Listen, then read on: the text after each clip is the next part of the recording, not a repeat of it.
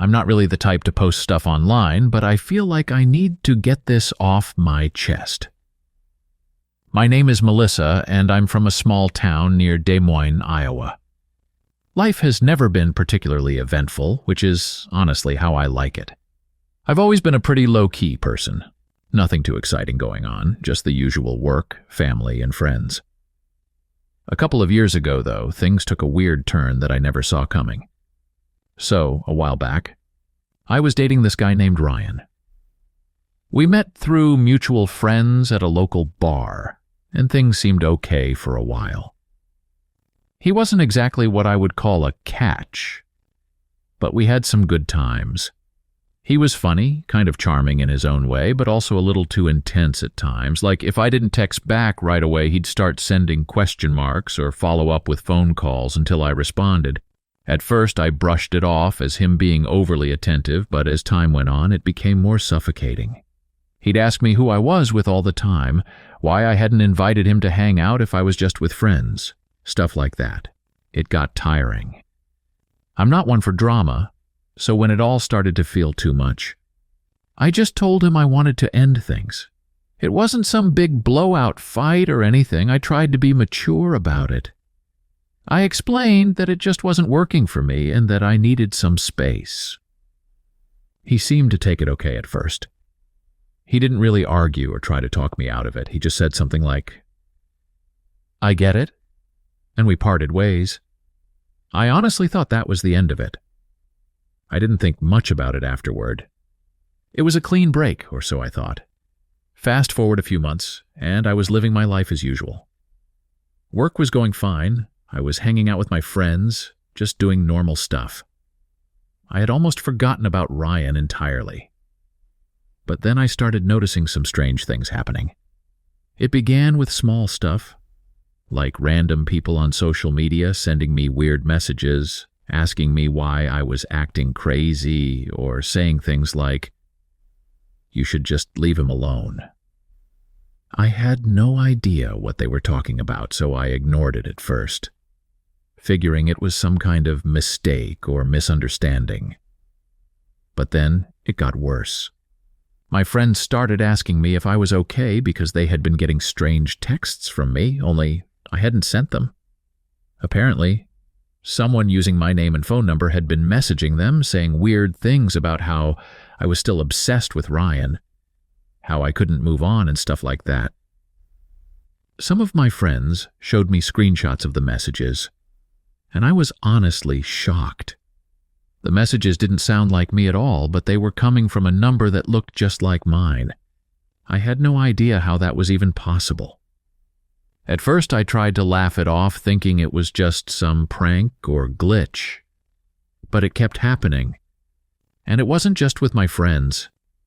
People I barely knew, people I hadn't talked to in years, were messaging me, asking why I was reaching out to them. Some even accused me of sending them angry or desperate texts about Ryan.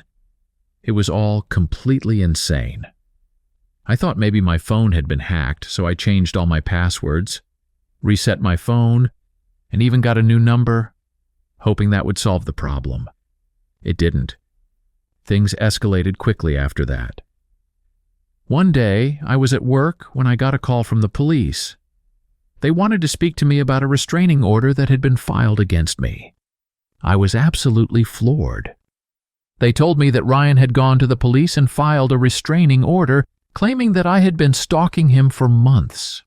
He had apparently shown them all kinds of evidence, texts, emails, call logs, all supposedly from me, threatening him and saying all kinds of crazy things. They even said he had a few witnesses, people who backed up his claims that I had been harassing him. I was completely blindsided. I hadn't spoken to Ryan since the breakup. I hadn't even seen him in months, and here he was, painting me as some kind of psycho ex-girlfriend. I couldn't believe it. I tried to explain to the police that none of it was true, that I hadn't contacted him at all since we broke up. But the evidence was stacked against me. It was like walking into a nightmare. Everything felt unreal. The next few weeks were a blur of lawyer consultations, court dates, and endless stress. I had to fight to clear my name, and it felt like I was living in some alternate reality where nothing made sense. Ryan had fabricated everything. He had faked texts, emails, and even call logs to make it look like I had been tormenting him. He had gone so far as to create fake social media accounts pretending to be me, sending messages to himself and his friends. And somehow, it all looked legitimate enough to get a restraining order against me. The worst part was that some people actually believed him. Even people I had considered friends started to distance themselves from me. I could see it in their eyes. They weren't sure what to believe. Some of them outright told me that they didn't want to get involved, that they didn't want any drama in their lives. It was humiliating. I felt like my reputation had been completely destroyed, and there was nothing I could do to fix it. I spent months fighting to get the restraining order overturned. I had to hire a lawyer, gather evidence to prove that Ryan was lying, and go through the hell of seeing him in court multiple times. Every time I had to walk into that courtroom and see his face, I felt sick to my stomach. He would just sit there, calm and collected, while I felt like I was falling apart inside. He knew exactly what he was doing. He was trying to destroy me, and in a lot of ways, he succeeded. Eventually, I was able to prove that Ryan had fabricated the evidence against me. My lawyer was able to show that the texts and emails had been sent from fake accounts, and we even found out that he had convinced some of his friends to lie for him in court. The restraining order was dropped, but the damage had already been done. My reputation was in tatters, and the whole ordeal left me feeling paranoid and anxious all the time. Even though the court ruled in my favor, people still looked at me differently. There were whispers and rumors going around town. Some people thought I had gotten away with it, and that the only reason the restraining order was dropped was because of some technicality. It was infuriating, but there was nothing I could do to change their minds. Ryan had succeeded in planting that seed of doubt in everyone's head, and it was impossible to undo. I tried to move on with my life after that, but it wasn't easy. Everywhere I went, I felt like people were watching me, judging me. I started withdrawing from social situations, avoiding places where I might run into people who knew about the whole situation. I felt like a ghost of my former self, constantly on edge, never really feeling at ease. Even though I hadn't done anything wrong, I couldn't shake the feeling that everyone was just waiting for me to slip up, to prove that I really was the person Ryan had made me out to be. To make matters worse, I started receiving strange packages in the mail. At first, it was just little things, anonymous letters with vague threats, random items like broken sunglasses or dead flowers. I had no idea who was sending them, but I couldn't help but think that Ryan was behind it. It felt like he was still trying to mess with my head, even after everything had been settled in court. But I had no proof, and the police couldn't do anything without evidence. I moved to a new apartment a few months later, hoping that a change of scenery would help me get a fresh start. I didn't tell many people where I was moving, and I changed my phone number again, just to be safe. For a little while, things seemed to calm down. I tried to focus on work and rebuilding my social life, even though it was hard to trust people after everything I had been through. But then, one day I came home to find my front door unlocked. My heart sank as soon as I saw it. I had double-checked that door before leaving for work that morning. I knew for a fact that I had locked it. I walked inside slowly, my hands shaking, trying to convince myself that maybe I had just forgotten. But deep down, I knew that wasn't the case. Nothing seemed out of place at first glance, but I couldn't shake the feeling that someone had been inside my apartment. I checked every room, every closet, under the bed. Everything was exactly where I had left it, but that didn't make me feel any better. The sense of violation was overwhelming, even though there was no clear sign that anything had been taken or moved. I called the police, but there wasn't much they could do. There were no signs of forced entry, no fingerprints, nothing to suggest that anyone had actually broken in. They told me that it was probably just a mistake on my part, that maybe I had forgotten to lock the door or that the lock had malfunctioned. But I knew better. Something was off. After that, I became even more paranoid. I started checking the locks on my doors and windows multiple times before leaving the house, sometimes going back to check again even after I had already locked up. I got a security system installed, complete with cameras and motion sensors, hoping that it would give me some peace of mind. But it didn't. I was constantly on edge, always waiting for something else to happen. The packages kept coming, too. They weren't frequent, just sporadic enough to keep me on my toes. Sometimes months would go by without anything happening, and I would start to relax a little, thinking that maybe it was all over. But then another package would show up, or I'd get a strange phone call from an unknown number, and all the anxiety would come rushing back. I never found out for sure who was behind the packages or the phone calls, but I always suspected it was Ryan. He had shown that he was willing to go to great lengths to mess with my life, and I had no reason to believe he had stopped. The restraining order may have been dropped, but that didn't mean he couldn't continue his games in more subtle ways. He was smart, careful enough not to leave any real evidence behind. As time went on, I did my best to rebuild my life. I started therapy to deal with the anxiety and paranoia, and it helped a little. I got back into some of my old hobbies, reconnected with a few friends who had stuck by me throughout the whole ordeal. But I never really felt like I could fully relax. There was always that lingering fear in the back of my mind, that sense of uncertainty about what Ryan might do next. Even now, years later, I still get the occasional strange phone call or letter, and every time it brings me right back to that dark place. I never really thought this could happen to me. I always figured stories like this were exaggerated or maybe only happened to people who lived in big cities, where anonymity made things like this possible. I live in a pretty quiet neighborhood in the suburbs of Seattle. It's one of those places where everyone kind of knows each other, but not too well, just enough to say hi when you're walking your dog or when you bump into someone at the grocery store.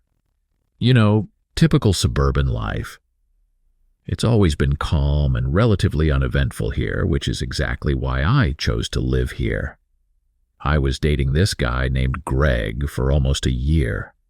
We met through mutual friends at a house party. And at first, things were great. He was charming, funny, and seemed genuinely interested in me. It didn't take long for us to start spending a lot of time together, and eventually we became pretty serious. But over time, things started to change. Greg became more controlling, more possessive. He would constantly ask me where I was, who I was with, and why I wasn't answering his texts right away. It started to feel suffocating. And after a while, I knew I needed to end things. So I did. It wasn't a dramatic breakup or anything like that. I tried to keep it as calm and respectful as possible. I told him it just wasn't working out and that we needed to go our separate ways. He didn't take it well, but I didn't expect him to. He begged me to stay, said he could change, that he would be better.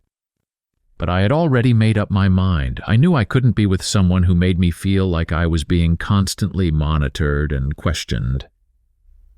So that was it. I thought he would move on eventually, like most people do after a breakup. For a little while, it seemed like he had. I didn't hear from him for a couple of months after we broke up, which I thought was a good sign. I went back to focusing on work, seeing friends, and trying to get back to my normal routine. I wasn't looking for anything serious after Greg, just trying to enjoy some time on my own. It felt good to be single again, to have that freedom to do what I wanted without having to answer to anyone. Then one day, I was at the grocery store picking up some things after work. I remember it was a Wednesday, kind of late in the evening. I was tired and just wanted to get home and relax. As I was walking down one of the aisles, I saw Greg out of the corner of my eye. He was a few feet away, looking at something on one of the shelves. At first I thought it was just a coincidence. Seattle isn't that small, but it's not uncommon to run into people you know in town. So I brushed it off, grabbed my stuff, and checked out. But then I saw him again a few days later. This time, I was at a coffee shop near my apartment, one that I go to pretty often. I had just sat down with my coffee when I saw Greg walk in. He didn't come up to me or anything, but he glanced in my direction and then went to order his drink. I remember feeling a little uneasy, but again, I told myself it was probably just another coincidence. Maybe he started coming to this coffee shop after we broke up. No big deal, right? It wasn't until I saw him for the third time that I started to feel really unsettled. This time, it was while I was out for a run in my neighborhood. I usually run in the evenings after work, nothing too intense, just a few laps around the block to clear my head. As I was running down one of the streets near my place, I saw a car parked on the side of the road. I didn't think much of it at first, but as I got closer, I realized it was Greg's car. He was sitting in the driver's seat, just staring at me as I ran by. I didn't stop or acknowledge him, but my heart started racing. It was then that I started to wonder if this was really just a coincidence or if something more was going on. After that, I started seeing him everywhere. It wasn't every day, but often enough that it started to freak me out. I'd go to the store and he'd be there. I'd be at the gym and he'd show up. I'd go for a walk and I'd see his car driving by. It started to feel like no matter where I went, he was always nearby. I tried to tell myself that it was all in my head, that I was just being paranoid. But the more it happened, the more I couldn't shake the feeling that he was doing this on purpose. One night, things escalated. I had been out with some friends for dinner, and by the time I got home, it was pretty late, around midnight. As I was getting out of my car and walking up to my apartment, I noticed someone standing in the shadows near the building. I couldn't see who it was at first because it was so dark, but as I got closer, I realized it was Greg. He wasn't doing anything, just standing there watching me. My stomach dropped. I didn't know what to do, if I should confront him or just go inside and lock the door. I decided to go inside and lock the door. I didn't want to make a scene or escalate things. I just wanted to get away from him. Once I was inside, I called one of my friends to tell her what had happened. She was worried and told me I should call the police, but I wasn't sure if that was the right move. What would I even say? That my ex was standing outside my apartment late at night? It didn't seem like enough to involve the police, but things didn't stop there. Over the next few weeks, I started noticing other strange things happening. I would come home to find my front door slightly ajar, even though I knew I had locked it before leaving. Nothing was ever missing or out of place, but the fact that someone had been in my apartment was enough to send me into a panic. I installed new locks, but it didn't help. I kept finding my door unlocked, and I started to wonder if Greg had somehow gotten a key to my place. Maybe he had made a copy while we were still together. The thought of that made my skin crawl. I started getting paranoid. Every little noise made me jump. Every shadow outside my window made me feel like someone was watching me. I barely slept. I kept thinking about what Greg might be capable of. He had always been a little off, a little too intense, but I never thought he would take things this far. I started carrying pepper spray with me wherever I went, just in case. I even thought about getting a restraining order. But again, I wasn't sure if I had enough evidence to justify it. One night, I came home after a late shift at work. I was exhausted and just wanted to crawl into bed and forget about everything. But as soon as I walked into my apartment, I knew something was wrong. The air felt different, like someone had been in there recently. I checked all the rooms, and nothing seemed out of place. But then I noticed something that made my blood run cold. On my kitchen counter, there was a small bouquet of flowers. They weren't there when I had left for work that morning. I didn't know what to do. I stood there staring at the flowers, trying to make sense of what was happening. My mind was racing. How had Greg gotten into my apartment? How long had he been there? Had he been waiting for me? I felt like I was losing control of my life. Like no matter what I did, he was always one step ahead of me. I called the police this time. I had to. I told them everything. The unlocked doors, the flowers, the fact that I kept seeing Greg everywhere. They took a report, but there wasn't much they could do without concrete evidence. After that, I started staying with a friend for a while. I couldn't bear the thought of going back to my apartment alone. I felt safer at her place, but that didn't stop the nightmares. I kept dreaming about Greg showing up in the middle of the night, breaking into my friend's house and coming after me. I'd wake up in a cold sweat, my heart pounding, and it would take me hours to calm down enough to fall back asleep. Eventually, I moved out of my apartment altogether. I couldn't stay there anymore. I found a new place on the other side of town, one with better security and a gated entrance. I didn't tell anyone except for a few close friends where I was moving. I even changed my phone number and deleted all my social media accounts. It's been a while now, and I haven't seen Greg anymore. The strange incidents also stopped. This all started after I broke up with Tom. We'd been together for almost 2 years, and things started off great, as they usually do. He was attentive, caring, and always seemed to know exactly what I needed. But over time, his behavior started to shift. He became more controlling, constantly wanting to know where I was and who I was with. It was subtle at first, like casually asking what I did that day and getting irritated if I didn't mention every single detail. Then it turned into him accusing me of hiding things from him if I didn't text back fast enough, or if I went out without inviting him. I began to feel like I was suffocating. I ended things after realizing that I couldn't continue living like that. He didn't take the breakup well, but it wasn't some huge dramatic blowout either. He kept texting and calling for a while, asking for another chance, trying to convince me that he could change. I ignored him as much as I could, hoping he would eventually get the hint and move on. After a few weeks of the same old routine, him calling, me ignoring, it finally stopped. I remember feeling relieved, like I could finally breathe again. I thought that was the end of it. For the next year, my life went back to normal.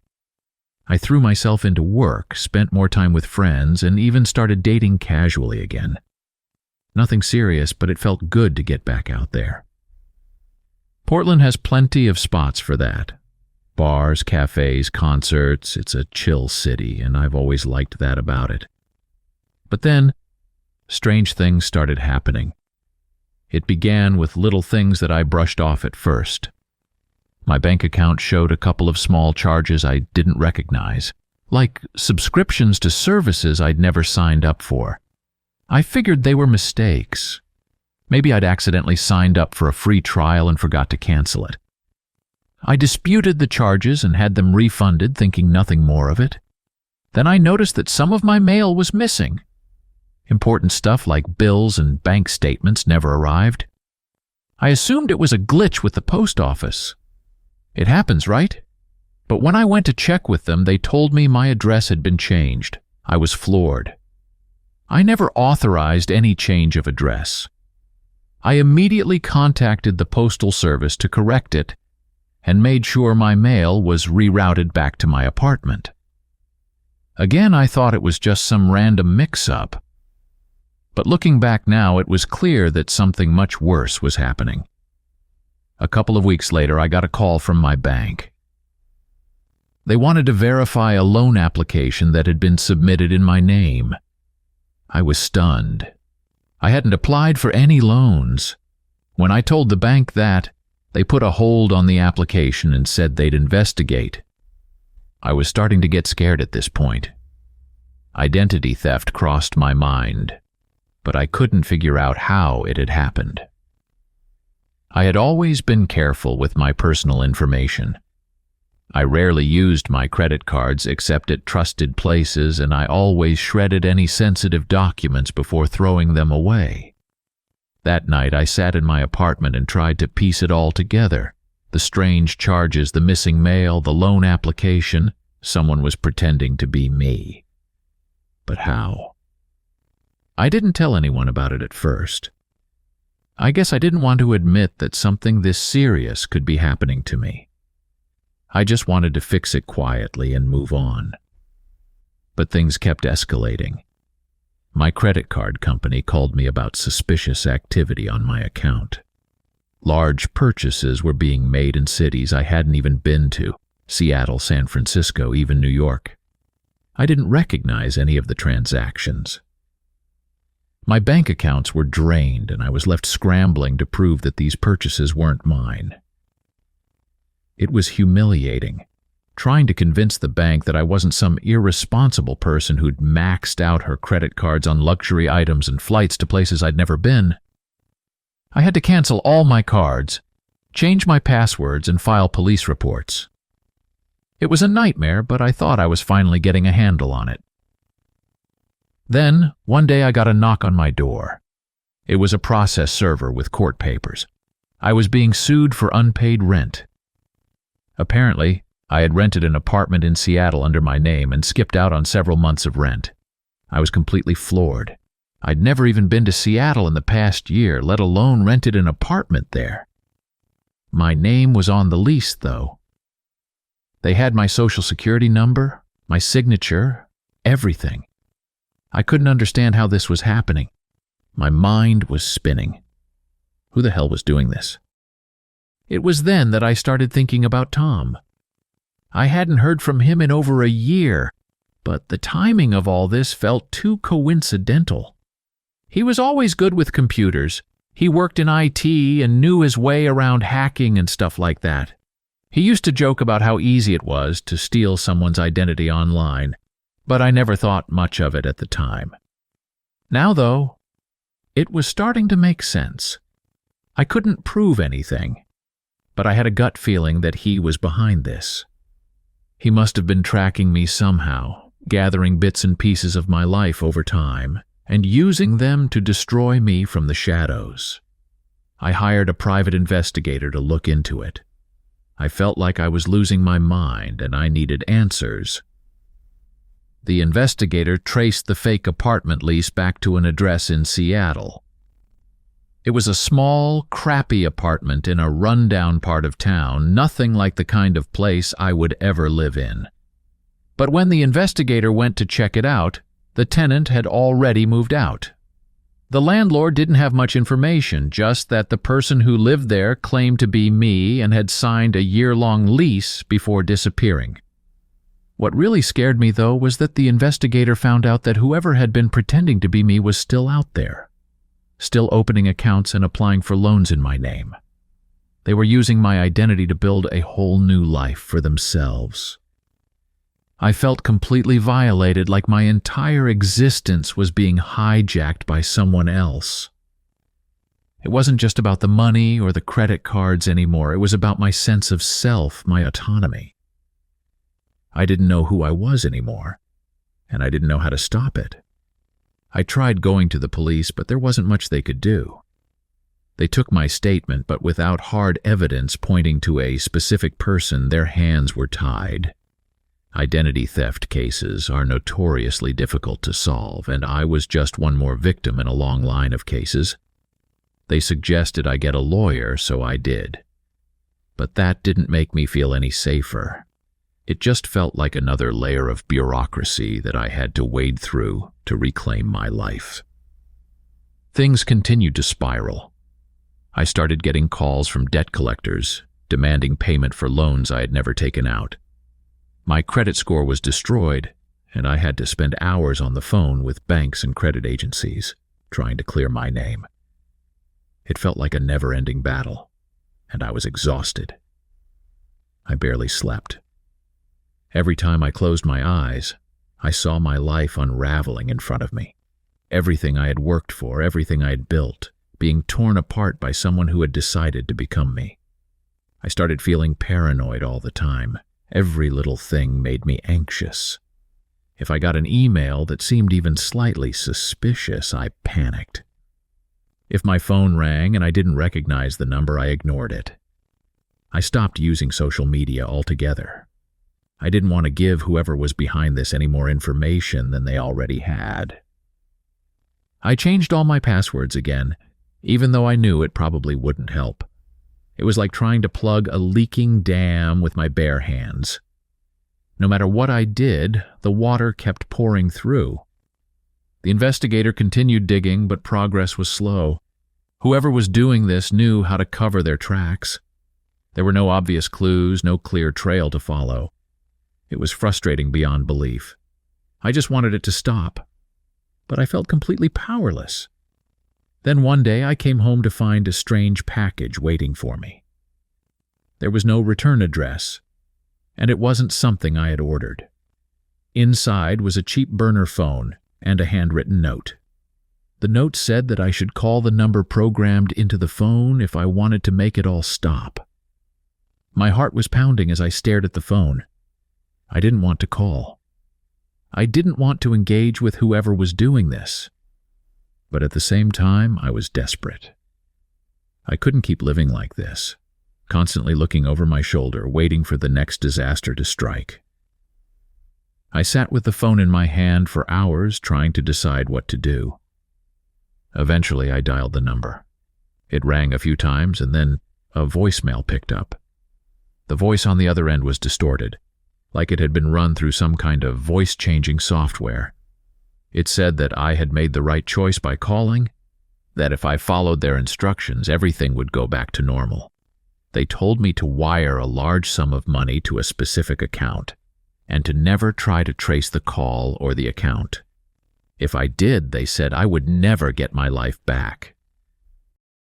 I hung up and sat there in silence for what felt like hours. I didn't know what to do. Part of me wanted to call the police again, but I knew they wouldn't be able to do much. I didn't have the money to pay off whoever this was, but even if I did, there was no guarantee that it would make them stop. This person had already taken everything from me, my money, my credit, my peace of mind. What was stopping them from continuing to mess with me even after I paid? I didn't wire the money. Instead, I went back to the private investigator and told him about the phone call. He said it was a good sign, that it meant whoever was doing this was getting desperate. They wanted something from me, which meant they were slipping up. But that didn't make me feel any better. I just wanted my life back. I didn't want to play this game anymore. I ended up moving out of Portland a few months later. I couldn't stay there. Every time I walked down the street, I felt like someone was watching me, like they were waiting for the perfect moment to strike again. I couldn't live like that. So I packed up my things and moved to a small town in Washington, hoping that a fresh start would help me regain some sense of normalcy. But even now, I still don't feel completely safe. I'm constantly checking my bank accounts, my credit reports, my mail, always looking for signs that it's starting again. I haven't received any more strange packages or phone calls, but I know better than to let my guard down. I never thought I'd be the kind of person who would end up writing something like this. I used to scroll past these kinds of stories online and think, how could something like that happen to someone? But here I am, sitting in my small apartment in Chicago, typing this out because I feel like I need to get it off my chest. I'm still trying to make sense of everything that happened, and maybe writing it down will help. I don't know. I guess it's worth a shot. It all started about a year ago. I was dating this guy, David. We had been together for almost 3 years, and at first, things were pretty good. We met at a work event. I'm a graphic designer, and he was in sales at the same company. He was charming, funny, and seemed really into me from the start. It felt nice to be with someone who was so attentive, you know? At least that's how it felt in the beginning. As time went on, though, David's attentiveness turned into something darker. He became possessive, controlling in subtle ways that I didn't even notice at first. He'd get annoyed if I went out with my friends without him, or if I didn't answer his texts right away. He always had this way of turning things around so that I felt guilty, like I was the one doing something wrong. He never got violent, but the emotional manipulation was constant. He'd make me feel like I was lucky to be with him, like no one else would put up with me the way he did. I stayed with him for longer than I should have because I kept thinking things would get better. I thought if I just tried harder, if I was more understanding, he'd go back to being the guy I fell for.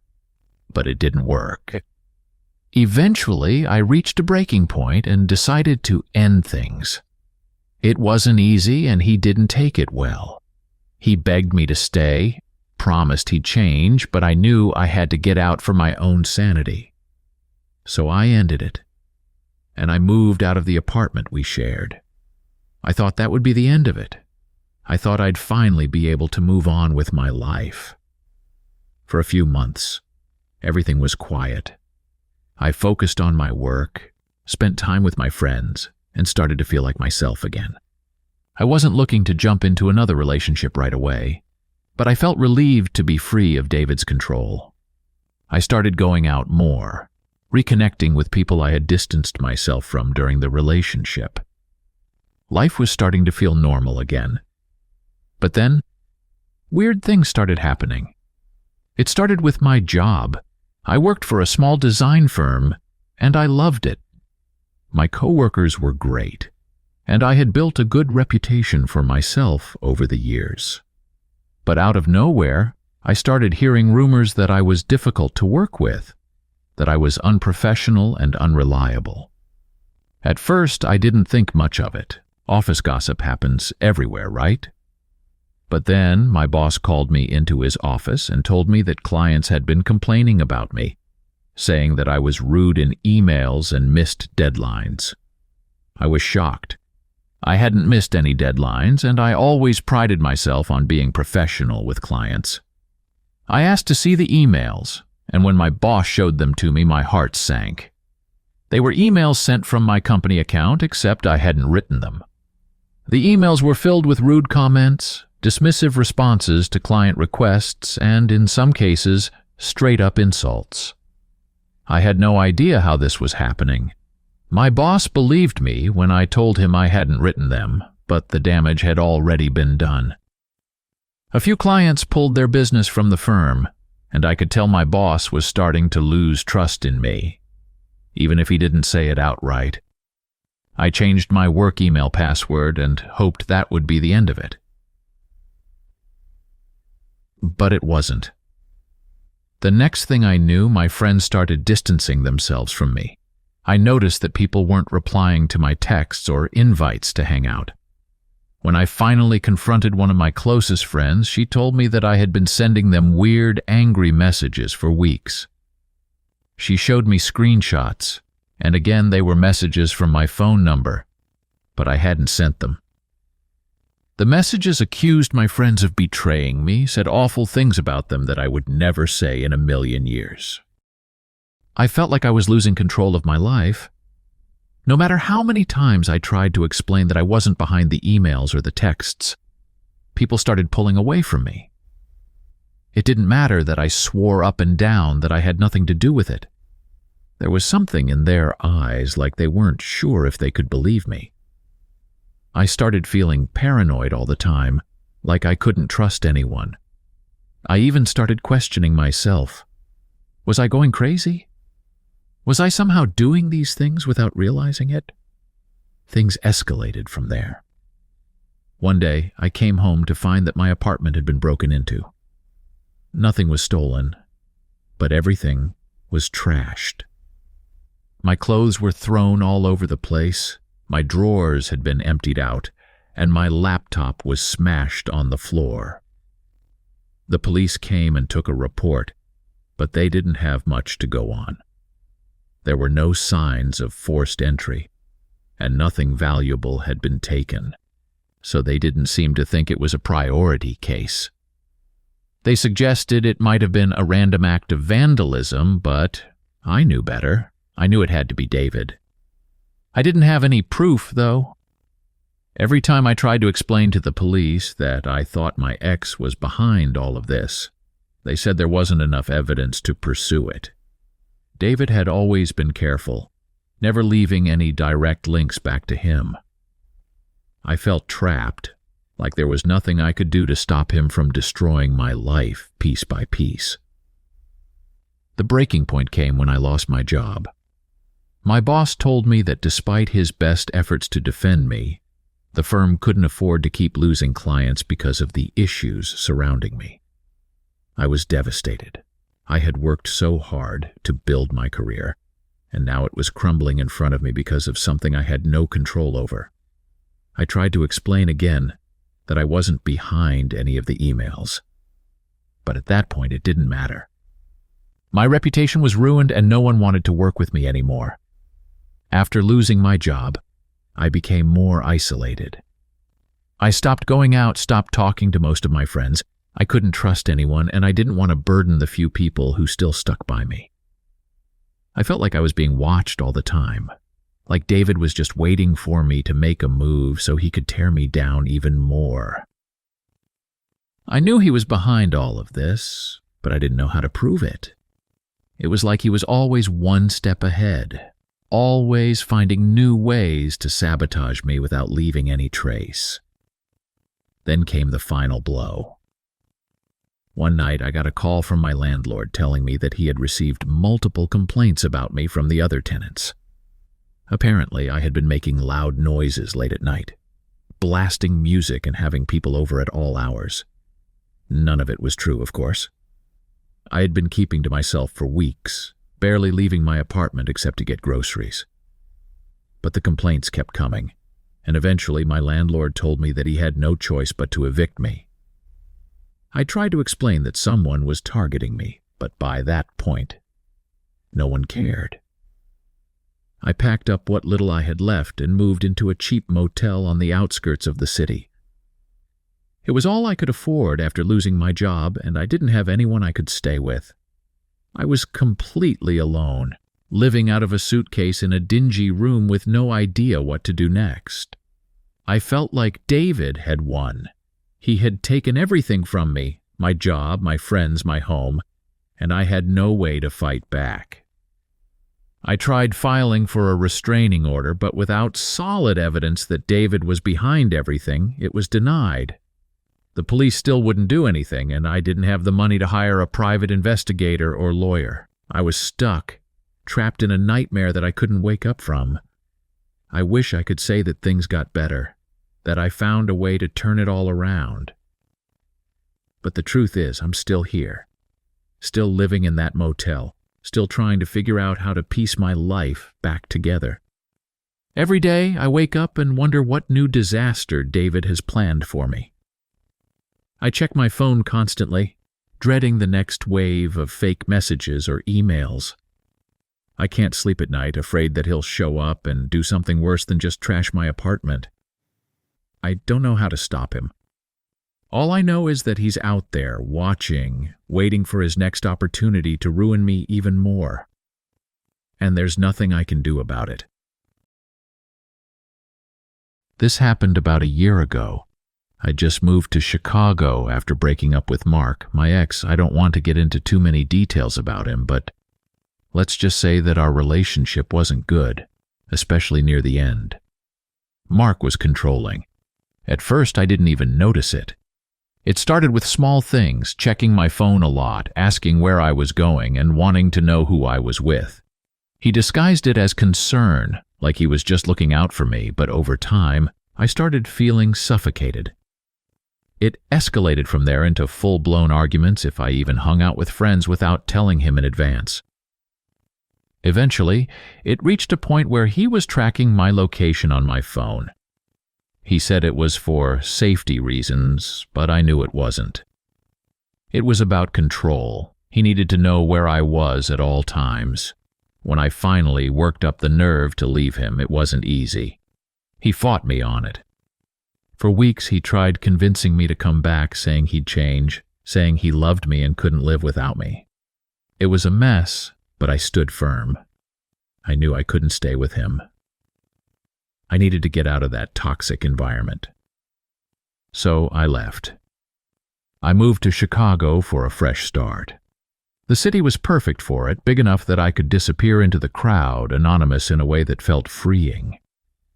I rented a small, one-bedroom apartment in a quiet neighborhood far away from where Mark and I had lived. It wasn't anything fancy, but it felt like mine. It was my space, and after everything with Mark, I needed that sense of control back in my life. The first few months were peaceful. I started a new job at a marketing firm downtown, made a few friends, and generally felt like I was getting back on track. I started to feel like myself again. The apartment became my little sanctuary. I decorated it how I wanted, filled it with plants, and spent lazy weekends binge-watching Netflix or reading books on my couch. Life was simple, and for the first time in a long time, I was happy. But then, things started to feel off. Not all at once, but in subtle ways that I dismissed at first. It began with little things like objects in my apartment not being where I thought I left them. I have a pretty good memory, and I'm generally a neat person, so when I found my hairbrush on the opposite side of the bathroom or noticed my coffee mug was moved slightly on the kitchen counter, it threw me off. But I chalked it up to my own forgetfulness. Maybe I was just being scatterbrained with the stress of the movie and settling into a new routine. Then, I started waking up in the middle of the night, feeling uneasy. At first, I thought it was just stress or bad dreams, but it wasn't just that. I felt restless. I'd wake up sweating, my heart racing for no apparent reason. It happened more and more frequently, and I was exhausted during the day because I wasn't sleeping well at night. I tried everything: melatonin, meditation, deep breathing exercises. Nothing worked. One night I was lying in bed, tossing and turning, trying to will myself to sleep, when I noticed something strange. There was a faint red light coming from the smoke detector in the corner of my bedroom. Now, I'd never paid much attention to the smoke detector before. It's one of those things you just assume is there, but never really think about. But that night, the red light caught my eye, and it seemed to be blinking in an odd pattern. I tried to brush it off, convincing myself that I was just being paranoid. But the more I stared at it, the more anxious I became. Why was it blinking? Was it low on battery? Was there a fire risk I wasn't aware of? I tried to sleep, but I couldn't shake the feeling that something was off about it. I ended up grabbing a pillow and blanket and sleeping on the couch that night. I told myself I'd check it out in the morning. The next day, I went to work like normal, but the thought of that blinking light was stuck in my head all day. When I got home, I decided to check the smoke detector. I grabbed a chair from the kitchen and stood on it to get a closer look. When I opened the cover, I expected to see a battery or some wiring, but instead, I found something that made my blood run cold. There was a small camera lens embedded inside the smoke detector. It wasn't part of the device itself. It had been placed there. Someone had rigged the smoke detector to hide the camera. I jumped off the chair and just stood there for a moment, staring at it, trying to process what I was seeing. My mind raced. Who put it there? How long had it been there? Was I being watched? By who? My first thought was Mark. He'd always been obsessed with knowing everything I was doing. But this was a whole new level of invasion. I grabbed my phone and immediately called a friend. She told me to get out of the apartment and call the police. So that's exactly what I did. I packed a small bag and left as quickly as I could, not even bothering to lock the door behind me. When the police arrived, they took the camera down and searched the rest of my apartment. I could barely breathe as I watched them go through every room. The whole time, I kept thinking about all the private moments I'd had in that space, showering, changing clothes, sleeping. Someone had been watching me during those moments. It was nauseating. The police found 2 more cameras. One was hidden in the living room, tucked inside a decorative vent cover. The other was in the bathroom, hidden behind a wall socket. I felt violated in ways I can't even begin to explain. It was like someone had ripped away every sense of privacy and safety I'd had in that apartment. I moved out the next day. I couldn't stay there after knowing what had happened. The police started an investigation and I gave them Mark's information, but nothing came of it. They couldn't prove that he was the one who put the cameras there. I hadn't seen or heard from him in months, so there wasn't any direct link to him, at least not one they could find, but deep down I knew. I knew it was him. After I moved out, I stayed with a friend for a while until I could find another place, but even in her apartment, I didn't feel safe. Every time I looked at a smoke detector, a vent, or any small opening in the wall, I felt paranoid. Was there another camera? Was someone still watching me? I couldn't stop checking for hidden devices. I'd lay in bed at night, my eyes scanning the ceiling, looking for anything out of place. I installed my own security cameras in the new apartment I eventually moved into. Not because I thought it would stop anyone from spying on me, but because I needed some sense of control back. I wanted to be the one doing the watching for a change. It's been a year now, and while things have gotten better, that experience changed me. I don't think I'll ever feel completely safe in my own home again. It's like a shadow that follows me everywhere I go. This constant awareness that my privacy isn't guaranteed. Every noise, every blink of a light, every misplaced object sends me spiraling back into that fear. I don't know if Mark will ever face consequences for what he did. The police didn't find enough evidence to charge him with anything. I guess he was smart about it, covering his tracks well enough to get away with it. But I can't stop thinking about all the times he watched me without me knowing. All the moments he was there, silently observing my life without my consent. It's a violation that sticks with you, haunts you, even when you try to move on. 2 years ago, I ended things with my ex, James. We'd been together for almost 3 years, and at first, things were good. But slowly, his jealousy began to creep into every corner of our relationship.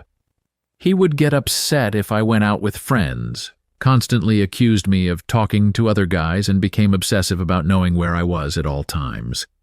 I'm not naive. I saw the red flags early on, but I tried to work through them. I thought he'd change. He didn't. When I finally ended it, he didn't take it well. He showed up at my apartment a few times after I broke up with him, pleading for another chance. When that didn't work, he turned angry.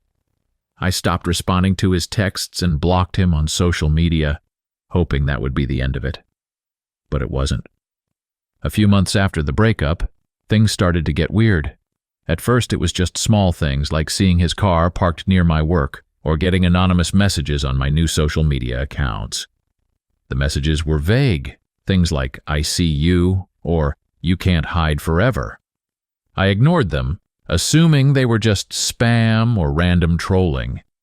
But then something happened that shattered any sense of security I had. One night I got an email from a random account I didn't recognize. The subject line read, "Thought you should see this." Normally, I would have just deleted it, but something about it caught my attention. I opened it and I wished to God I hadn't. Attached to the email was a video. I clicked play and it took a second to register what I was seeing. It was me. The video was of me. It had been recorded during a very intimate moment with James, a video I had shared with him when we were still together. I remember we had agreed to delete it afterward, and he assured me he did. Clearly he hadn't. My stomach dropped, and I felt like I was going to be sick. I stared at the screen, completely paralyzed. This couldn't be happening, but it was. My mind raced as I tried to figure out what to do. I called a friend, shaking, as I told her what had happened. She told me to report it immediately, so I did. I contacted the website where the video had been uploaded, flagged it, and sent desperate emails pleading for it to be taken down. The next few days were a blur. I couldn't focus on anything. I didn't go to work. I couldn't face anyone knowing that there was a video of me out there circulating on the internet.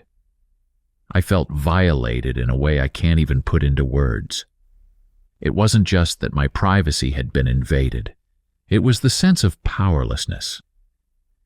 The video was out there and I had no control over who was seeing it. After what felt like an eternity, the site finally responded and took the video down. But the damage was done. It had been up long enough for it to be shared, downloaded, and saved by God knows how many people.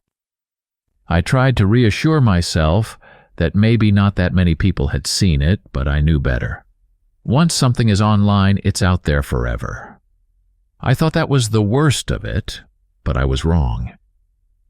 A week later, another email showed up in my inbox, this time from a different account. The subject line simply said, "More where that came from." My heart sank as I opened it. There was another video attached, another private moment James and I had shared. It felt like he was taunting me, reminding me that he still had more footage, that he could release it whenever he wanted. And worst of all, there was nothing I could do to stop him. I tried contacting him, begging him to leave me alone, but he never responded. Instead, the emails kept coming. Every few days, I'd get another one, each containing a new video or threatening message. It was relentless. I started living in constant fear. Fear of what he might release next, fear of who might see it, fear of losing everything I'd worked for. And then, the inevitable happened. One of the videos made its way to my workplace. I don't know how it happened, but someone got a hold of it and shared it with my boss. I was called into a meeting and confronted about it. I tried explaining the situation, that it was all done without my consent, but the damage had already been done. My boss told me they couldn't have that kind of exposure in the company. I was let go the same day. Losing my job was devastating, but what hurt even more was the way people started treating me. Word spread quickly, and soon it felt like everyone in my social circle knew about the videos. Friends I had known for years started distancing themselves from me. People looked at me differently, like I was tainted. I tried to explain that it wasn't my fault, that I was the victim, but it didn't matter. The damage to my reputation was done. I spiraled into a deep depression. I stopped going out, stopped talking to people, stopped doing anything, really. I felt trapped, like no matter what I did, James still had control over me. The emails kept coming, and each one was a fresh reminder that he wasn't done with me yet. I didn't know how much more I could take. At some point, I decided to go to the police. I filed a report, gave them all the emails and videos, and begged them to do something. But even though they were sympathetic, there wasn't much they could do. James hadn't directly threatened me, and since I had originally consented to the videos, it was a gray area legally. They advised me to get a lawyer, but I couldn't afford that after losing my job. So, I did what I could to protect myself. I changed all my passwords, deleted my social media accounts, and got a new phone number. But it felt like trying to put out a wildfire with a glass of water. No matter what I did, he always seemed to find a way to get to me. It was like he was one step ahead, always knowing how to hurt me in the worst possible ways. The worst part was the isolation. I couldn't trust anyone anymore. Every time I made a new friend or tried to start over, I was paranoid that they'd find out about the videos or that James would somehow get to them. I felt like I had to constantly look over my shoulder, waiting for the next blow to come. It was exhausting. I don't know how long this went on. Months, maybe? Time became a blur during that period. Every day felt like I was just trying to survive, to keep my head above water while James continued to drown me. There were days I thought about just disappearing, leaving the city, maybe even changing my name. But I didn't have the money for that, and deep down I knew that running wouldn't solve anything. James would still have the videos, and he would still have that power over me. Eventually, the email stopped. I don't know why, and I didn't want to question it too much. Maybe James got bored, or maybe he found a new target to harass. Whatever the reason, the silence was almost as unnerving as the harassment had been. I kept waiting for the next email to come, for the next video to surface, but it didn't. Slowly, I began to crawl out of the hole I had been living in, though I was far from feeling normal. I found a new job, though it was a major step down from what I had before. My social circle shrunk to almost nothing. I kept to myself, not wanting to risk anyone finding out about my past. The paranoia never really went away. Even now, I'm constantly checking my inbox, waiting for another email to appear. I live with the fear that one day the videos will resurface and I'll have to go through it all over again. But the worst part? The part that still haunts me every day? It's knowing that James got away with it. He ruined my life, and there was nothing I could do to stop him. He's out there, living his life while I'm left picking up the pieces of mine. I can't shake the feeling that he still has those videos, just waiting for the right moment to use them again.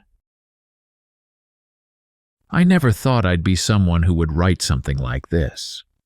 I always read posts online, horror stories people share about break-ins or creepy encounters, but I never thought something like that would happen to me. I guess no one ever does until it's too late. This happened about a year ago. I had just ended things with Tyler, my ex. It wasn't an easy breakup by any means. We had been together for a little over 2 years, and it wasn't healthy. Toward the end, things got really bad. He became possessive, controlling. He'd check my phone constantly, question me about who I was with, where I was going, even if it was something as simple as going to the grocery store. The final straw was when he followed me one night when I went out with some friends, just to make sure I was where I said I'd be. It was terrifying, and I knew I had to get out. Breaking up with him wasn't easy. He didn't take it well. There were nights where he'd show up at my door, banging on it, begging for me to take him back. Other nights, he'd send me a barrage of texts, alternating between telling me how much he loved me and how much he hated me. It was exhausting. I blocked him on everything: social media, my phone, even emails. I wanted to move on and start fresh. I changed the locks on my apartment in case he ever tried to come back. For a while it worked. I didn't hear from him and things started to settle down. I was living in Portland, Oregon at the time. My apartment was small, a one-bedroom in an older building, but it was cozy and felt like my own space. I loved it there. I was finally getting back to some sense of normalcy. I even started going out with friends again and enjoying my time alone. I thought I was finally moving on from everything with Tyler. But then one night everything changed. It was late, probably around 1 a.m., and I had gone to bed early because I had work the next morning. I remember feeling peaceful for the first time in a while, like I was finally getting some restful sleep after everything that had happened. But something woke me up. It wasn't a loud noise or anything, but this strange sense of being pulled from sleep, like something wasn't right. I opened my eyes, and that's when I saw him. Tyler was standing at the foot of my bed. I froze. It took my brain a second to register what I was seeing. It felt surreal, like some sort of nightmare. But the fear that shot through me was too real. He wasn't moving, just standing there, staring at me in the dark. I couldn't see his face clearly, but I knew it was him. My heart was pounding so hard in my chest, I thought it was going to explode. I wanted to scream, to move, to do anything, but I was paralyzed with fear. I don't know how long I stayed like that, just staring at him, trying to process what was happening. I kept thinking, how did he get in? I had changed the locks, and there was no sign of forced entry. Then I remembered. I had a spare key hidden in a small plant outside my front door, something I had put there months ago in case I ever locked myself out. He must have found it. I don't know how long he had been in my apartment. The thought made me sick to my stomach. Had he been watching me sleep? Had he gone through my things? Was this something he had done before? My mind was racing with all these horrible possibilities, and I still couldn't move. Eventually, Tyler took a step closer to the bed. I don't know what snapped in me, but I finally found my voice. I screamed, loud and raw, hoping someone in the building would hear me. I grabbed my phone from the nightstand and fumbled to unlock it. Tyler didn't say anything.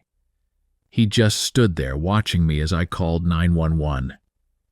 I didn't look away from him, my hand shaking so badly that I could barely speak to the operator. I told them that someone had broken into my apartment, that he was standing in my bedroom. The operator told me to stay calm, that officers were on their way, but it felt like it took forever for them to arrive. Tyler still hadn't moved. He just stood there, staring at me with this blank expression. I kept screaming, telling him to get out, but he didn't react.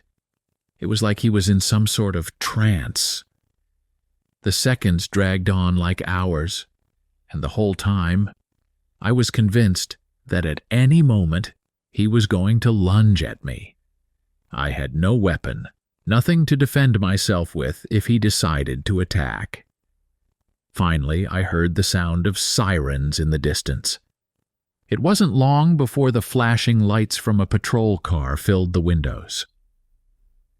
When Tyler heard the sirens, something in him shifted. He turned and walked out of my room, disappearing into the hallway. I stayed on the phone with the operator, not daring to move from my bed, terrified that he might come back. A few minutes later, I heard the police banging on my door, shouting for him to come out. They arrested him just outside my apartment. I could hear them struggling with him, his voice finally breaking through the silence. He was screaming now, cursing at the police, at me, at everyone. I stayed in my room, clutching my phone, trying to hold myself together. The officers came in after they had him in custody. They asked me questions, walked through my apartment, trying to piece together what had happened. Tyler had been inside my apartment for hours, apparently. They found evidence that he had broken in earlier that evening and had been waiting for me to fall asleep.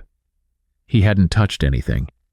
Nothing was out of place, but just knowing that he had been there, watching me sleep, shattered any sense of safety I had. After the police left, I didn't know what to do. I sat on my bed, staring at the spot where Tyler had been standing, replaying the night over and over in my head. How long had he been watching me? Why hadn't he done anything? What was he planning? I couldn't stay in that apartment after that night. I packed a bag and stayed with a friend for a few days, trying to figure out my next move. Every time I closed my eyes, I saw Tyler standing at the foot of my bed, just watching me. The image haunted me. I couldn't sleep, couldn't eat. I was constantly on edge, convinced that he was going to come back, that he would find me, no matter where I went. The police charged him with breaking and entering, but the legal process was slow. They couldn't hold him for long, and eventually he was released on bail. I was given a restraining order, but it felt like nothing more than a piece of paper. It didn't make me feel any safer. Tyler had already found his way into my home once. What was stopping him from doing it again? I moved out of that apartment as soon as I could. Found a place across town, in a different neighborhood. I made sure this new place had better security. Double locks, security cameras, the works. But even with all of that, I never really felt safe. Every creak, every sound in the middle of the night would send me into a panic. I kept my phone on me at all times, my finger hovering over the emergency call button just in case. For months, I didn't feel like myself. I didn't want to go out, didn't want to see anyone. I isolated myself, convinced that Tyler was still watching me somehow. It's been a year now, and while things have improved, I'm still living with the aftermath of that night. It's like a weight I can't shake. I lived in Seattle when this occurred. I had been in the city for about 5 years. Moved there for work after college. It's a beautiful city. The kind of place where you feel like you can lose yourself in the foggy mornings and the constant hum of life around you. I loved it at first. It was a fresh start, far away from where I grew up, and I made a good group of friends. Life was normal, uneventful even, and I was happy with that. I met Brad through mutual friends, and things took off quickly. At first, he was charming, funny, the kind of guy who lights up a room when he walks in. We got along great, and for a while things were good between us. But as time went on, little things started creeping in that I should have paid more attention to. He became possessive, obsessive even, about small things. He'd question why I was talking to certain people, get upset if I didn't reply to his texts immediately, or accuse me of being distant if I needed space. I ignored the warning signs because, at the time, I thought he just cared about me a lot. I made excuses for his behavior, as people often do when they're in too deep to see the red flags. The relationship started to take a toll on me. I felt like I couldn't breathe without Brad needing to know where I was or what I was doing. He'd demand access to my phone, which I stupidly gave him, and it became this constant surveillance. When I finally had enough, I ended things. It wasn't a dramatic breakup. No big blowout fight. I just told him I needed space, that it wasn't working for me anymore. He took it hard, but I thought that would be the end of it. We went our separate ways, and I thought I was free. For a few weeks after the breakup, I felt like I was starting to get back to myself. I reconnected with friends, went out more, tried to enjoy the single life. Things were going well. Then, out of nowhere, strange things started happening online. It started small, almost unnoticeable at first. One day, I got a message from an old friend I hadn't spoken to in years. She asked if everything was okay, said I seemed off in the emails I'd been sending her. I was confused because I hadn't sent her any emails. When I checked, sure enough, there were emails in my sent folder that I didn't recognize. Weird, cryptic messages sent to random people from my contact list. I figured it was just a hacking attempt or some phishing scam, so I changed my passwords and moved on. But that didn't stop it. Over the next few weeks, more and more people started reaching out to me, asking what was going on. They were getting strange messages from me on Facebook, Twitter, even my work email. People were concerned, saying the things I was sending them were out of character, some of them downright disturbing. I didn't understand how this was happening. I was careful with my passwords, used two-factor authentication for everything, but somehow someone had access to my accounts. I contacted the platforms trying to explain what was happening, but all they did was tell me to reset my passwords and check for suspicious activity. I did all of that, but the messages kept coming. The worst part was, whoever was doing this seemed to know exactly how to hurt me. They weren't just sending random spam. They were crafting messages that were personal, messages that made it seem like I was lashing out at people, sharing secrets that I'd only told to a few close friends. It was like someone was trying to tear apart my life from the inside. That's when I started to suspect Brad.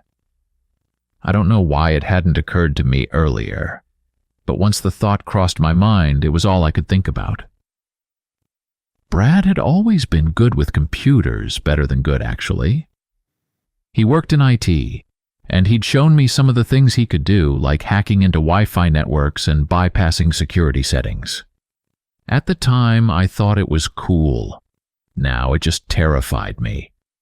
I tried to confront him, but I couldn't reach him. His number was disconnected and his social media accounts were gone. It was like he had vanished.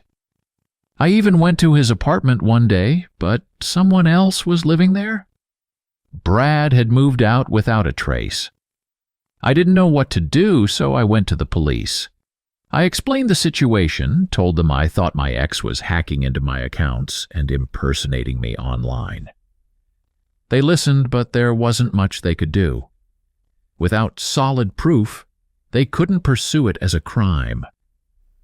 They told me to be careful, to document everything, and to change my passwords again. It felt like a dead end. Meanwhile, things were spiraling out of control. Brad, or whoever was behind this, started sending messages to my family. My mom called me in a panic one night saying she'd gotten an email from me that didn't make any sense. It was filled with strange, angry rants about things I'd never said, things that made me sound completely unhinged.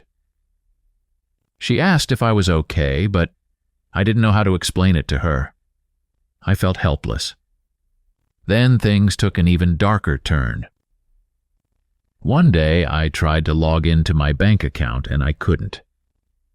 My password had been changed, and when I called the bank, they told me that several large transfers had been made from my account over the past few days. Thousands of dollars gone just like that. I felt like the ground was slipping out from under me. My entire life was being dismantled piece by piece, and I had no way to stop it. I changed my passwords again, put freezes on my accounts, did everything I could to secure my digital life, but it didn't matter. Whoever was behind this seemed to be one step ahead of me at every turn. They would lock me out of my accounts, send messages to people pretending to be me, even create new accounts in my name. It was like I was losing my identity bit by bit to this invisible force that I couldn't fight. I started becoming paranoid. I couldn't trust my own phone, my own computer. I'd get strange texts from numbers I didn't recognize, emails from addresses that looked familiar but weren't quite right. It was like being haunted by a ghost that knew everything about me, but instead of just scaring me, it was destroying my life. One night, I was lying in bed, unable to sleep, when I heard a noise outside my window. It was faint, like someone shuffling in the bushes. My heart started racing, and I grabbed my phone, ready to call the police. But when I looked outside, there was no one there. Just the dark street empty and silent. I tried to tell myself it was just my imagination, but deep down, I knew that whoever was doing this wasn't just content with ruining my life online. I started to wonder if Brad, or whoever it was watching me, stalking me, waiting for the right moment to escalate things even further. I installed security cameras around my apartment, but that didn't help much. Every time I checked the footage, I'd get this eerie feeling that someone had been there just out of view, watching. I couldn't prove it, but the feeling never left me. I felt like a prisoner in my own home, constantly on edge, waiting for the next attack to come. At some point, I stopped going out altogether. I couldn't face people, couldn't bear the thought of what they might be thinking about me. My reputation had been trashed by the messages and posts that had been sent in my name. Friends stopped reaching out, and even at work, things became strained. I could tell my coworkers were avoiding me, whispering behind my back. I tried explaining the situation to my boss, but I could see the doubt in his eyes. How could I expect anyone to believe me when I barely believed it myself? I started having panic attacks. There were days when I couldn't even get out of bed. I just lay there, staring at the ceiling, wondering how my life had come to this. I had been happy once. I had friends, a job I loved, a life that felt solid and secure. And now it was all falling apart. I felt like I was slipping through the cracks, disappearing into a digital nightmare that I couldn't escape from. I considered moving, disappearing, starting over somewhere new. But deep down, I knew that wouldn't solve anything. Whoever was doing this could find me no matter where I went. They didn't need to be physically close to me to ruin my life. They had access to everything, my bank accounts, my emails, my social media. They knew more about me than I knew about myself. The police couldn't help me, and I couldn't afford a lawyer. So I did the only thing I could think of. I disconnected. I shut down my accounts, got rid of my phone, and stopped using the internet altogether. It wasn't easy. Everything is online these days. But I had no other choice. I couldn't keep living like this, constantly looking over my shoulder, waiting for the next attack to come. It's been months now, and I'm still trying to rebuild my life. I've started using the internet again, but I'm careful, paranoid even.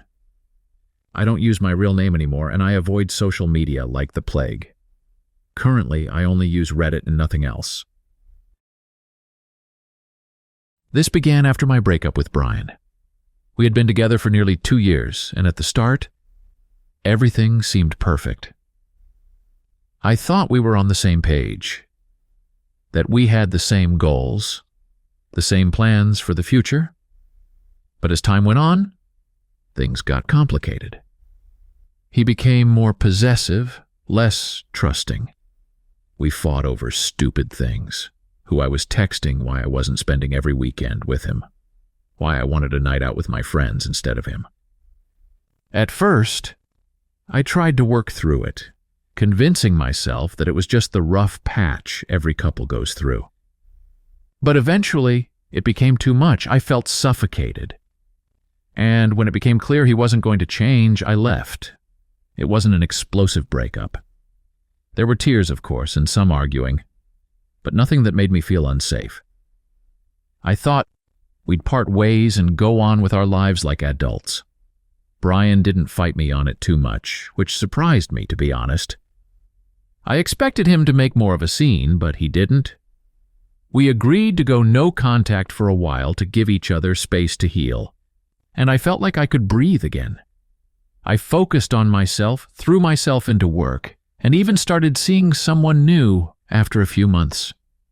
His name was Alex, and things with him felt different. He was kind, understanding, patient, everything that Brian hadn't been in the end. We started off slowly, getting to know each other, and for the first time in a while, I felt like things were going well. I wasn't rushing into anything, and Alex didn't pressure me. It was easy, but that's when the weird things started happening. I remember the first message that Alex showed me. It was an anonymous text that just said, "She's lying to you." That was it.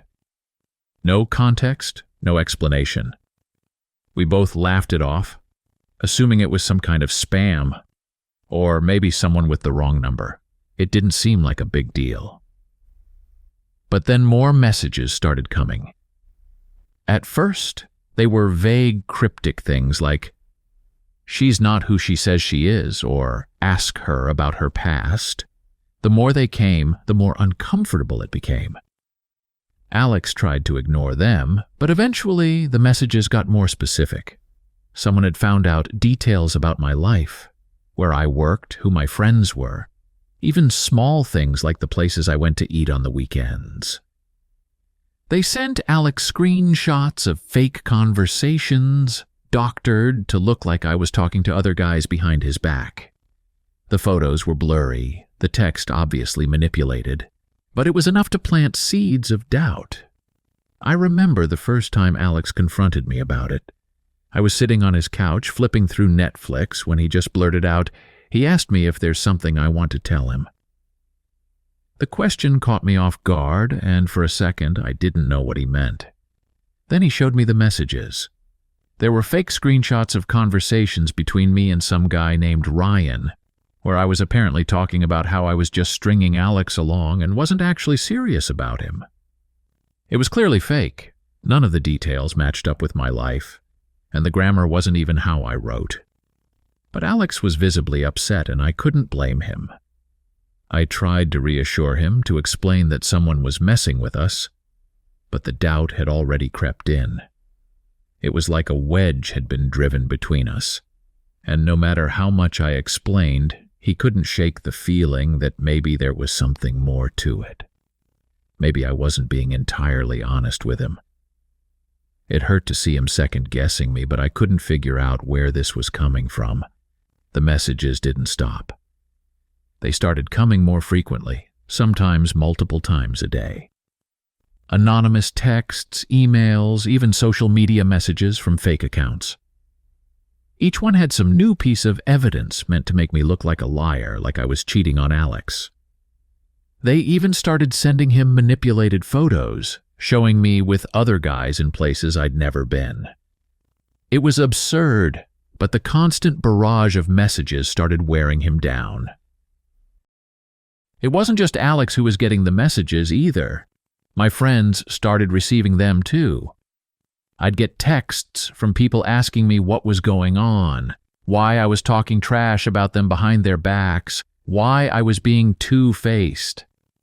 I had no idea what they were talking about until they showed me the screenshots they had been sent. Someone was impersonating me online, sending messages to my friends, stirring up drama, making it look like I was spreading rumors or talking badly about them. It was like someone was trying to isolate me, cut me off from everyone I cared about. At first, I thought it was just some random troll. Maybe someone with too much time on their hands, or some bot that had latched on to me for whatever reason. But then I started to think about Brian. The messages had started not long after we broke up, and the level of detail this person knew about my life was too specific to be random. Whoever it was knew things that only someone close to me would know. And Brian had always been good with computers, better than most people anyway. He'd talked about coding and hacking before, though I never paid much attention to it at the time. Now it seemed to make sense. I tried reaching out to Brian, but he didn't respond. I called him, texted him, even sent him an email. But it was like he had vanished. I went to his apartment, but the landlord told me he had moved out a few weeks after we broke up. I started to panic. What if Brian had been behind all of this? What if he was the one sending the messages, manipulating the photos, trying to destroy my life from behind the scenes? The thought made me sick to my stomach, but I couldn't prove it. And without proof, there wasn't much I could do. Things with Alex started falling apart. No matter how much I reassured him that the messages were fake, That someone was trying to sabotage us? He couldn't shake the doubt. It wore on him, and I could see him pulling away from me. We started fighting more often, and eventually he admitted that he wasn't sure if he could trust me anymore. The constant stream of messages had gotten into his head, and he couldn't look at me the same way. I tried to hold on to the relationship, but it was slipping through my fingers. After a few more weeks of tension, Alex broke up with me. He said it wasn't because of the messages, but I knew that wasn't true.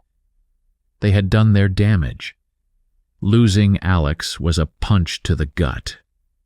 I felt like I had been blindsided by this invisible force, something I couldn't fight back against because I didn't know where it was coming from. My relationship was destroyed, and my friendships were hanging by a thread. The messages kept coming, and no matter how much I tried to explain to people that they weren't real, some of them started to believe it. They believed the lies. I went to the police, but they couldn't do much without concrete evidence. I showed them the messages, the fake photos, but all they could do was tell me to document everything and block the numbers. That didn't stop the messages from coming, though. It felt like a losing battle. Eventually, I decided to take matters into my own hands. I started digging into Brian's life, trying to figure out where he had gone after he moved out. It wasn't easy. He had scrubbed most of his online presence. But I found out through a mutual friend that he had moved to a different part of the city, working a new IT job. I confronted him one day, showing up at his new place. I didn't have a plan, but I was desperate for answers. When he opened the door, he looked shocked to see me. He denied everything, of course. Said he had nothing to do with the messages, that he had moved on and didn't care about my life anymore. But there was something in his eyes, this coldness that hadn't been there before. He didn't seem angry or upset, just indifferent. I didn't believe him, but there was nothing I could do. I left his place feeling more lost than ever. The messages slowed down after that, but they never completely stopped. Every now and then, I'd get a random email or text, another reminder that someone was still out there watching, waiting to strike again. I don't know if I'll ever know for sure if Brian was behind it all. It's strange how much time has passed since things ended with Kevin. It feels like it was both yesterday and a lifetime ago. We were together for nearly 3 years, and for most of that time, I thought everything was pretty normal. I mean, he was attentive, maybe a little *2* attentive, but that wasn't necessarily a red flag for me at the time. It just seemed like he cared. I've always been a private person. Growing up, I learned not to share too much about myself. Maybe that's why I stayed with him as long as I did. He was the kind of person who wanted to know everything about me. But in the end, it wasn't about knowing me. It was about control. When I broke up with him, I didn't think much of it, really. It wasn't this big dramatic thing. I was just done. Kevin had this way of always wanting to know what was going on in my head. It started off innocently enough. Little things like asking about my day, wanting to know what I was thinking about when I got quiet. But over time, it became too much. I didn't notice the shift right away. It wasn't until after we broke up that I realized how much of my life he had been cataloging. I didn't block him after the breakup, though maybe I should have. I didn't feel unsafe at first, just relieved. The constant questions, the subtle pushing for more information about my thoughts and feelings, it was exhausting. He wasn't a bad person, not really. At least I didn't think he was. But looking back now, I see how much of what he did was manipulative in a way I couldn't fully grasp at the time. The first time I heard about the journal was a few months after we broke up. One of our mutual friends, Well, mostly his friend, but someone I'd gotten close to during our relationship reached out. She mentioned offhandedly that Kevin had been processing the breakup by journaling, writing down his thoughts and feelings about everything that happened between us. That didn't seem weird to me. Lots of people write about their emotions after a breakup. What bothered me was how much asterisk detail asterisk she said he was going into. About me, about our relationship, about private conversations that I had thought were just between us. I didn't think much of it at the time. Maybe he was just working through things in his own way, I told myself.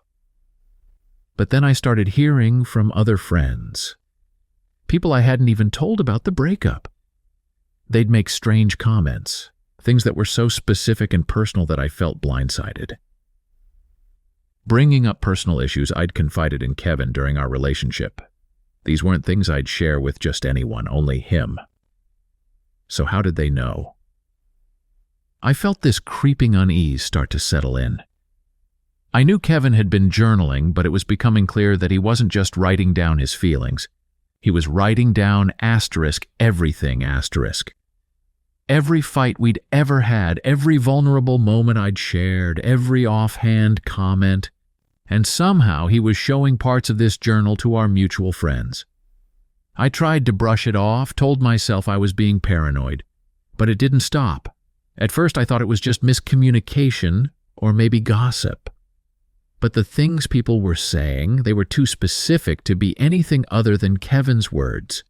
It was like he was controlling the narrative of our breakup, making me look unstable, painting himself as the reasonable one who'd had to deal with me. I confronted one of our mutual friends, trying to figure out where they were getting this information from. She hesitated at first, but then admitted that Kevin had shown her parts of his journal, specifically the parts that talked about my issues. She didn't go into detail, but she made it clear that Kevin had portrayed me as deeply troubled, possibly even unstable. I felt sick. This wasn't just some casual journaling. Kevin had been meticulously documenting my life, my thoughts, my insecurities, all while we were together, and now he was using that against me. I couldn't believe it. It felt like a violation of the deepest kind. There was a sense of betrayal, but also fear. How much did he have on me? What had he written down that I didn't even remember saying?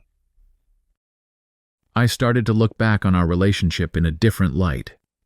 All those times when he'd asked me probing questions, when he'd wanted to know every little thing about my day, when he'd pressed me to share more about my past, it hadn't been out of care or concern. He had been collecting information, storing it away for later use. I had no idea what else he might have written down, or how many people had read these twisted versions of my life. It felt like he was still controlling me, even though we weren't together anymore. I wanted to distance myself from all of it. I blocked Kevin on social media and cut ties with anyone who seemed to be in on this weird, twisted sharing of his journal. But even that didn't stop it. A few weeks later, I got a message from another friend, someone I hadn't spoken to in over a year. She said she had heard about what happened between Kevin and me, that she was sorry things had gone so badly. I asked her what she meant, and she started repeating some of the same distorted stories I'd heard before. Kevin had been telling people that I was paranoid, that I'd been the one who was always keeping tabs on him. He had flipped the narrative entirely, making me sound like the obsessive one. The worst part was I started doubting myself. Maybe I was too private, too closed off. Maybe I hadn't been as open in the relationship as I should have been. I started replaying every interaction we'd had, wondering if I had come across as distant or untrusting. But no matter how many times I went over it, I couldn't shake the feeling that Kevin had been manipulating me from the start. He had always known how to push my buttons, how to make me doubt myself, how to turn my insecurities against me. I became hyper-aware of everything I said to people. I didn't know who had read his journal or how far this had spread. Every conversation felt loaded with hidden meaning, like people were looking at me through the lens of his words, not my own. I started keeping more to myself, not trusting anyone with personal information. I felt like I was constantly on guard, afraid that anything I said could be twisted and used against me. The worst part was the feeling of being watched, even when Kevin wasn't physically around. He had gotten so deep into my head that I started second-guessing everything I did. I didn't feel safe in my own skin anymore, like my thoughts weren't really my own. Every time I let my guard down, I imagined Kevin writing it all down, waiting to use it against me. I stopped going out as much, stopped seeing people who had any connection to Kevin. I moved out of my apartment in Logan Square and found a new place in Wicker Park, hoping a change of scenery would help. But the feeling followed me. It didn't matter where I went. Kevin had already done the damage. His words had poisoned the way people saw me, and even though we weren't in contact, I couldn't shake the fear that he was still finding ways to get to me. I'd hear from people every now and then, old friends, acquaintances, people I hadn't spoken to in years, telling me they'd heard about me through the grapevine. It felt like Kevin's journal had taken on a life of its own, spreading through our social circles like a virus. It didn't matter that we weren't together anymore. His version of me had become the dominant one, and there was nothing I could do to change that. I thought about confronting him, demanding that he stop sharing my personal life with others. But I knew it wouldn't do any good. Kevin was too smart for that. He'd just twist it around, make me look even more unstable. So I stayed silent, hoping that eventually people would forget about me, forget about his journal, and let me move on with my life. But I still live with the fear that one day I'll run into someone else who's read his version of my life, someone who sees me not as I am, but as Kevin painted me to be. Thank you for watching. If you found these stories gripping, don't forget to subscribe for more spine-tingling content. For another hair-raising tale, check out our suggested video. And if you're hungry for more eerie encounters, dive into our playlist featuring similar chilling narratives.